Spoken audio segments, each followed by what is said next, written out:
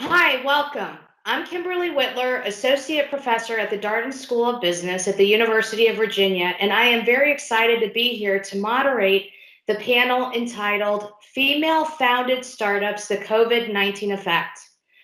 While the past 12 months have impacted all of us in different ways, female founders on average have struggled even more. To put this into perspective, I'm going to share a few statistics. The number of female founders who rate their businesses' overall health as good dropped 13%, and this compares to a 5% drop for male founders. Female founders also see a bleaker recovery. Relative to their male founder counterparts, they are less likely to expect future success.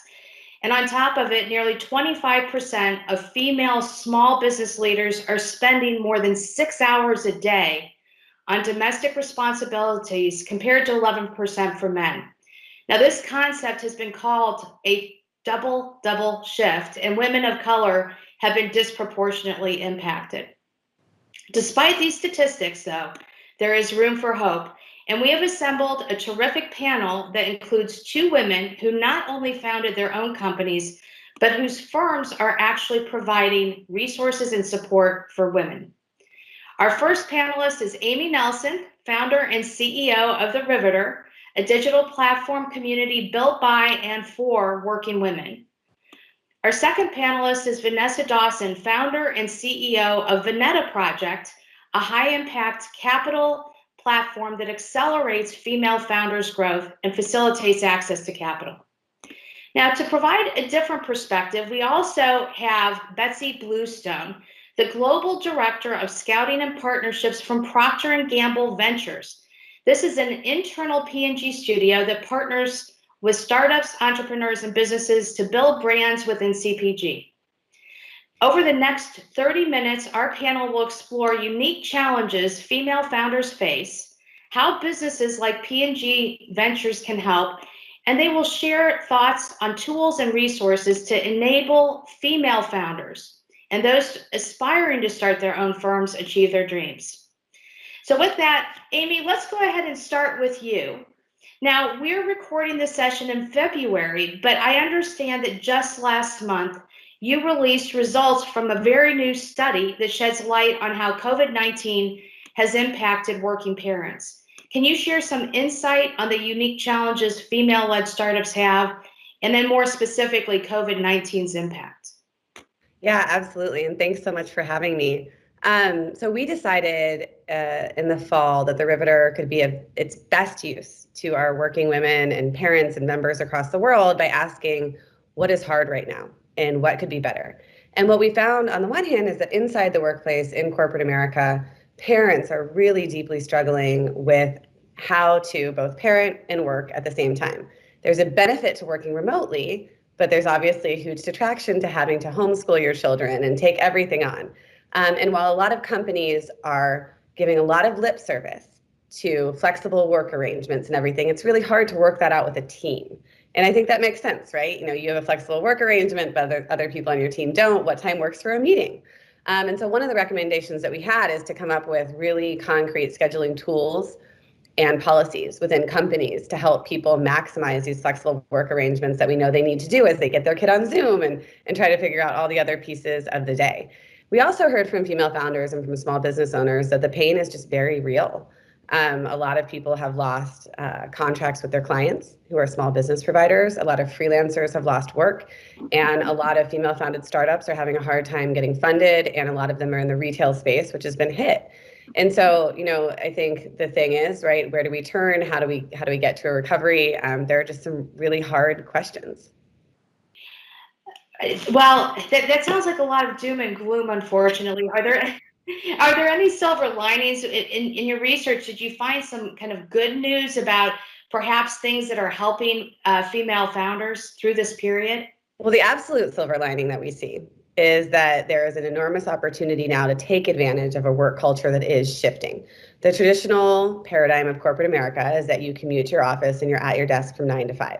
That is really hard for working mothers in particular, who remain the primary caretakers in America. The other thing that all women face is a gender pay gap in corporate America, right? It's stubborn, it won't go away. Many more women are now seeing an opportunity in remote work to start their own small businesses, to freelance. Freelancers are entrepreneurs. You have your own LLC, you're on your own, you're building a business. And so this is a place where we can do away with the wage gap because you set your own price. And so I think that's something that's really exciting. And then on the other hand, for female founders, one thing that I have found to be really exciting is kind of the opening of raising money in a really different way. For the Riveter, over the past 4 years, I've raised in the ballpark of $30 million. And I did that while I was having my third and fourth daughters. I have a lot of daughters, it's hard to count them. But point being, I was on planes all around the country while I was pregnant, when I had a newborn, to go meet with venture capital investors. And it was exhausting and it was hard. Now we have the opportunity to meet and pitch investors over Zoom. And that is an enormous change and one that could really democratize raising money. You know, if you're a founder in Ohio, you might have different access to VCs than you did a year ago. And so I think there's a huge opportunity there that I'm really excited about. Do you think, Amy, out of curiosity, do you think that will change when we go back to the kind of the next normal, or do you think Zoom will stay in terms of being a key mechanism for raising funds? I think Zoom will stay as a key mechanism. I think when the world changes to whatever the next phase is, I don't think we're ever going back is somehow is the way I look at it. But as the world evolves and people do travel again, I think that will become part of it. But I think there's been a real shift that will stay, and that Zoom will become much more of a part of our lives going forward, in terms of business in all ways. That is good news.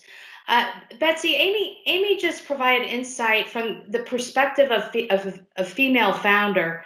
What is P&G Ventures doing to help support female founders in light of these challenges that she's mentioned? You know, I think you've got to start with the fact, and I believe it was New York Magazine talked about that over the last 9 months, we have dropped in female representation in the workforce back to the 1980s levels. Like we lost 30 years of progress over 9 months, and that's bad for corporations. That's bad for small businesses. That's bad for the economy, and so hugely concerning for P&G. I'd also say from a P&G perspective, we spend over $1 billion in the U.S. alone on female-led businesses. This is part and parcel of our company. It is a huge part of our success. And so when female entrepreneurs, when any entrepreneur hurts, it hurts our business. So what are we doing? In addition to tons of flexibility for our own workforce and for those that partner with us, from a P&G Ventures perspective, we are doubling down. We are doubling down on our mentorship with female founders. We are doubling down on the investment that we are making with partners who support female founders, the Veneta Project, Springboard, I Fund Women. There are many more where we are really trying to make an impact on those female founder networks so that they know what businesses we want to build and they can reach us. So those are just a few of the things that we are doing, but there is a tremendous opportunity today to be able to reach into a company like P&G and have them see your business, your idea, your technologies. Betsy, I find P&G Ventures, what they're doing is quite different in the venture space. Your emphasis on women is fairly novel. It's not many companies in the VC space that are really focusing on women. Could you perhaps talk a little bit more about why women are so central, and then what is it that you're able to bring to the VC world that's a little bit different for women? Yeah. First, I think we're pretty fascinated by the idea and what the world looks like when women have the same access to venture building resources that men do. Like that's just really exciting. It's exciting for a bunch of different reasons. So certainly anybody can solve any kind of problem, and Kimberly, we've talked about this. But the truth is that women do solve different problems than men do, and we are a company that serves women, that respects women, that wants to grow with women, and so that's really important to our business. We also know that more businesses would be built from the ground up with that sort of triple bottom line, right? Financial, social, environmental, focus on diversity. All of those things are really important to the strength of companies. And we also know that women tend to be more capital efficient, right? That's a big deal when you're looking at what are the places, you're going to partner, what are the businesses that are going to grow your next billion-dollar brand. Having a capital efficient partner is really important. So we're focused on women. We are focused on women because if you don't focus on reaching female founders, frankly, you don't see them. It takes more effort. And so we're putting that effort in so that we've got more equality. You asked me about from a ventures standpoint, sort of what it is that we offer that's different. And for lots of founders, raising money through venture capital works brilliantly. It's the perfect solution for them. I think what a strategic like Procter & Gamble offers or P&G Ventures offers that's different is really in this sort of bringing together the best of the startup with the best of a big company. We bring our resources, right? We if you need help with brand building or consumer understanding or distribution or manufacturing or whatever it is, we sort of meet the founder where they are and then help them get over the speed bumps. So it's a very much a founder first kind of relationship, and I think that's a little bit different. Ah, very interesting. So I have to ask you, who is the head of P&G Ventures? The head of P&G Ventures is Lee Radford. Okay, Lee, and are you predominantly a female-run studio within P&G, or not? I would say that we've got a pretty good mix, but sort of Lee runs the commercial end and of P&G Ventures. Our R&D leader is also a female. Many of my peers and those that are leading our startups that we're building from the inside are led by females. So I think that this effort for P&G Ventures is entirely authentic to who P&G is. As somebody who started her career at P&G, I think that makes a lot of sense. So, Vanessa, I want to turn to you. Your company, the Vonetta Project, is a capital platform and deal flow pipeline that supports early stage female tech founders with access to growth resources and financing. One of the things, we've talked about the challenges. We've looked at kind of a P&G Ventures as a potential support system and solution. What are some of the tools that you find can exist and help kind of female founders in their journey? And then more specifically, anything that's really helpful given all the circumstances with COVID? Yeah, I think in general, when you're looking for access to resources as an entrepreneur, you really kind of need to think about it from a category or sector perspective and business type perspective. So are you looking for venture capital? Are you looking to raise and scale quickly? Are you looking to build a business model that is really attuned to that? Are you looking to build a small business model that is more lean, that is working towards profitability, that is just thinking in a bit of a different way? And then I think you need to go from there to see what access you want and what networks you want control of or input from. So then I think you even break it down further. Am I building a tech software company? Am I wanting to go and understand software development and network with engineers and really build that side of my kind of business portfolio? Or am I building the next leading product company? Do I want to get to know Betsy? Do I want to understand the world of CPG? Is that who I want to surround myself with? So I think, set yourself up and position yourself for kind of where you're at first looking to gain knowledge and gain those networks.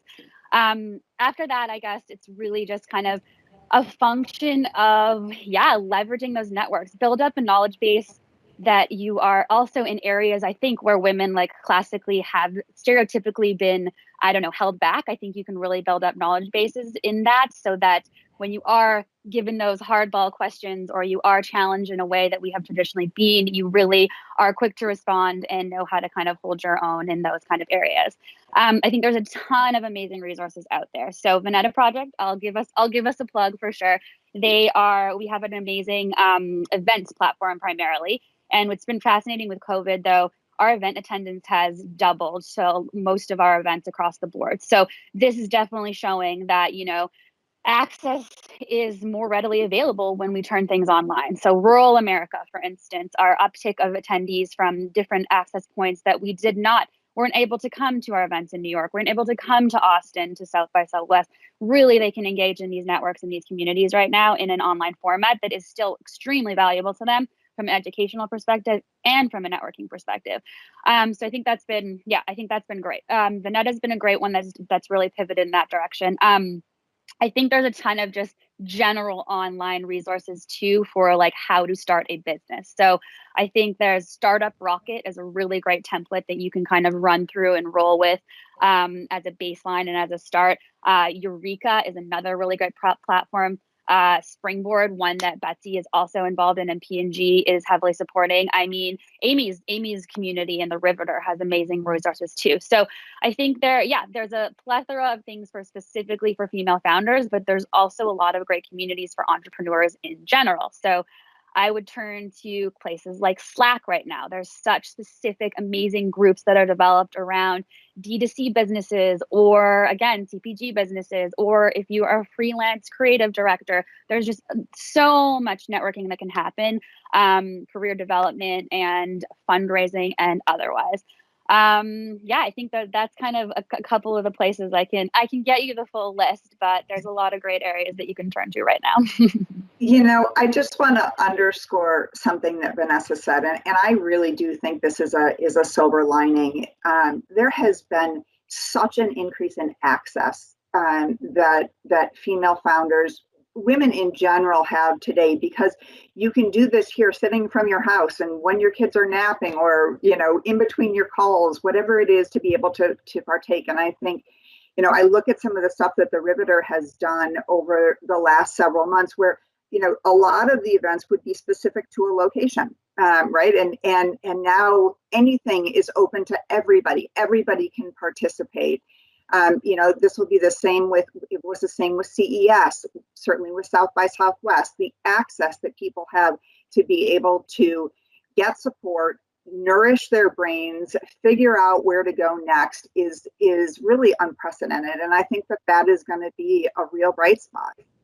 I'd like to pick up on something that Vanessa just said as well, which is this networking, right? The need to network. And I work obviously with MBA students regularly, and I do, there's research on this, that sometimes this can be more challenging, or that perhaps women, approach networking in a different way. Any advice that the three of you would provide for women who maybe are a little more timid, or who, when you hear the word networking, there's something that kind of feels slick or potentially disingenuous about it? Any advice you'd give women who have heard this, Vanessa, and said, you're supposed to go network? What are effective ways for women to move forward and network? Yeah, I can let Amy chime in, but I think there's a number of ways that you can start and progress in your networking journey. So I think there's a ton of communities you can join passively at first. So things that you can sit in on, workshops, webinars, there's chats now on the side of those where you can kind of engage in a little bit more of a, want to call it aggressive way. So you can start kind of at that level. Then obviously I think taking networking to a one-on-one advisor and mentorship approach right now is a really great opportunity to do that.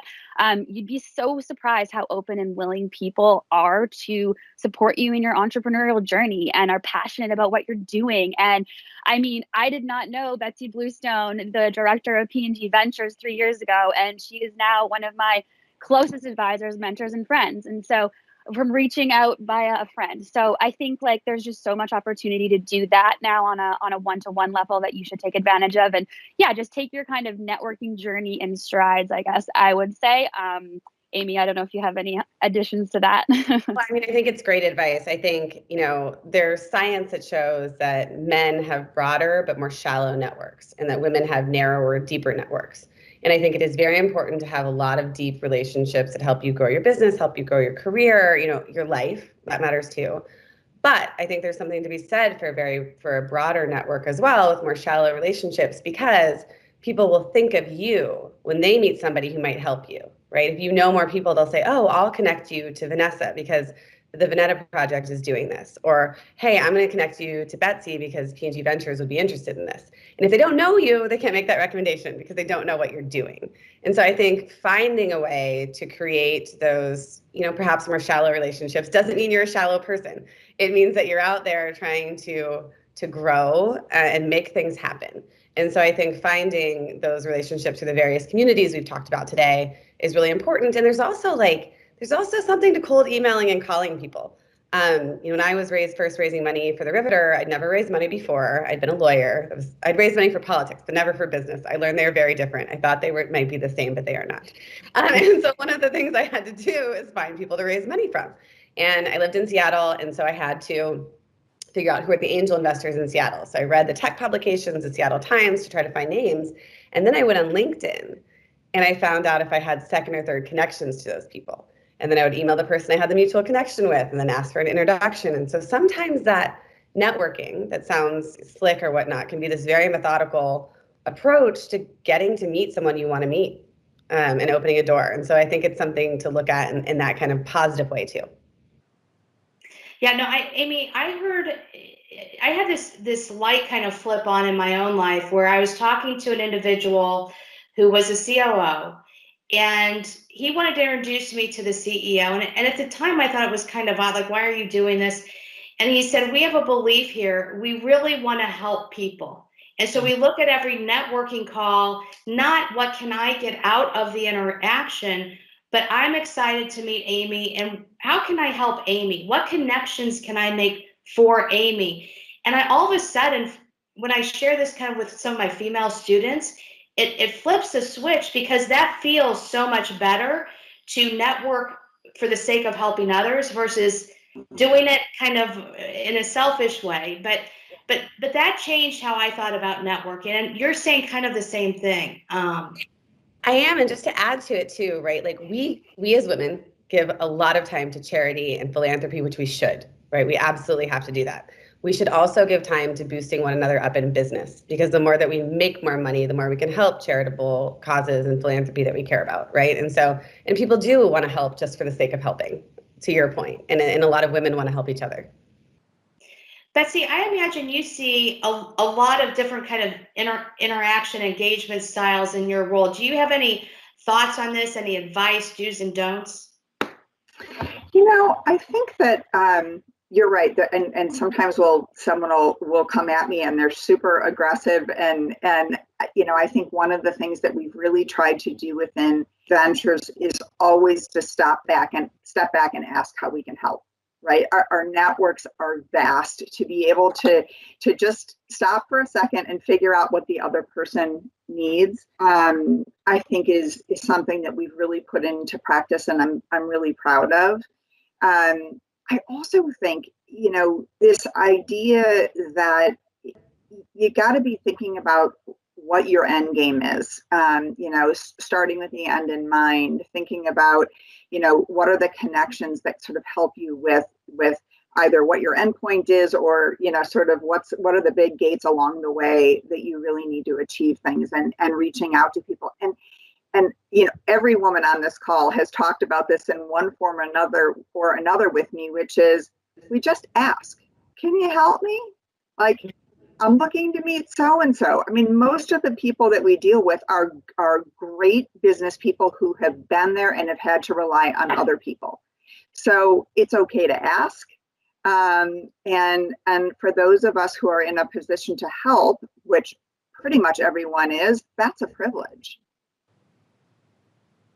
That's really nice. I think that it's very poignant, actually, to not be afraid to ask. It sounds so easy, but that's another light switch, that when you get over the no and the worry about the no and the discomfort of the no, and you are able then to reach forward and reach out to other people and ask, it can be a game changer. Vanessa, I want to pick up on something. Did you have a comment, Vanessa? No, I just, in particular to Betsy's comment about endgame, I think that that's really important. And again, I don't think it should be something that's shameful that you have this vision and endgame goal that you're backing up towards, because I feel as though women get that guilt feeling that, oh, I want to launch a new product company. I'm going to work with the top CPG firm for the next 3 years in the world, Procter & Gamble. And then I'm going to learn how to launch a product company because that's my end game. Like, I think that is smart to do. That is not taking advantage. That is not there's ways that, and if you are authentic in that relationship and in the knowledge share and in giving to that network as well, then you get that back. So I think that I think the end game strategy is really strong, and a smart play, not a one that you should feel maybe unauthentic for, I guess. Trivia, I want to build on, Vanessa, you kind of started thinking about what tools and resources exist for women. So, if you're talking to women who either have started a company and are struggling during COVID, or women who are thinking about starting a company now, I want to go around the whole panel because you each have kind of a different purview. I want to think about all the different, like, what advice would you give somebody who's going through this right now? What are great resources that you found have been helpful for you? Any thoughts? Amy, let's start with you. Some resources that I found that have been helpful to me are, of course, the Riveter's own community, I think is very helpful. But I also think that there's a lot of support to be found in newsletters that are collating news that matters for working women and for women who are starting businesses, financial resources that are great out there right now in terms of how you kind of grow your client base and how you save money to create more money. One such resource that I love is her first 100K. I just think there's a lot out there. That's excellent. So just anything even specific like that. So First 100K is a newsletter that you get a lot of insight from. Yeah, her first 100K is this really great founder named Tori Dunlop, and she has an Instagram, a TikTok. You can find information anywhere, and I think that's important. In a newsletter where she gives a lot of tips on how to save money, how to start investing. And I think that's an important part of business is what you do with the money that you make that we don't talk enough about. And so I think it's a really great resource, and she's a weekly newsletter as well. Terrific. Betsy? I'm going to spin it a little bit of a different way and talk about just all of the pitch events that are going on. I mean, they're flooding my email and my LinkedIn. There are so many opportunities for women to go out and tell their story and pitch for money right now. For everyone to go out and tell their story and to pitch for money. And how much easier is that to do from your office in your house or your bedroom in your house or whatever it is, instead of needing to get on an airplane to wherever to be able to do that. And so I go back to my theme of access. And I think those opportunities, not only to participate and pitch for money, but to go and to watch others. And I think that you learn so much by watching other people do what you aspire to do. I spend a ton of time listening to panels and going to different events and things like that. I spend a lot of time doing that. I want to be better at it. So I go out and I get schooled in it. And I think it's the same thing for founders that need to pitch and tell their story to be able to get money. Watch other people do it. That's a great idea. That is a terrific idea. Betsy, are you aware of any organizations or groups where women can actually practice their pitches with each other and get feedback from each other? Because providing advice and counsel forces you to think about the pitch in a very different way that can then help you strengthen your own. I know that Springboard does that, and these ladies probably know even better than I do where there are places where you can go and sort of within a community get practice pitching. I see a lot of the sort of end result of that when people are actually pitching for money, but you ladies probably know better on the practice front than I do. Yeah, Vineta definitely, or sorry, go ahead, Amy. No, you go ahead. Yeah, Vineta offers some of those services within groups of founders. I think there's some really strong founder, again, going to the Slack networks, there's some really strong just founder groups in general, not even necessarily specific to women, but find your sector that you're focused on and then join a group that is engaged in that. And specifically founder to founder pitching, I actually even find somewhat more productive often than investors. At our pitch competitions, actually for Vinetta, we always have 2 entrepreneurs on the panel and 2 investors, because the perspective the investor gives, the questions they ask, that it's just a completely different kind of world, which you do want to understand and you do want to be able to respond to. But entrepreneurs are so thorough in their feedback and how they've thought through the market and the things and struggles that they've been through. So honestly, grab a friend, grab a founder friend, get on a Zoom chat, get on a Microsoft Meet, so we're not always plugging Zoom, and pitch face to face. So I think that's a really important tool, is to not only tap into some of these other wider networks, but your own kind of founder networks too. And if you want to dive even deeper into very serious pitch work and really development around everything related to this, one of the things that goes to Access, like that Betsy's been speaking about, and the new remote world that we live in, is there's some really great remote only accelerators where you not only get a lot of pitch practice, but you got a lot of mentorship on how to do everything from go to market, all across the board. 2 that I like to mention are Female Founders Alliance, which is based in Seattle, but is now remote, and it's fantastic. It's all women, and it gives access to a ton of investors. And then there's also Techstars has a remote accelerator, which is also a really great opportunity.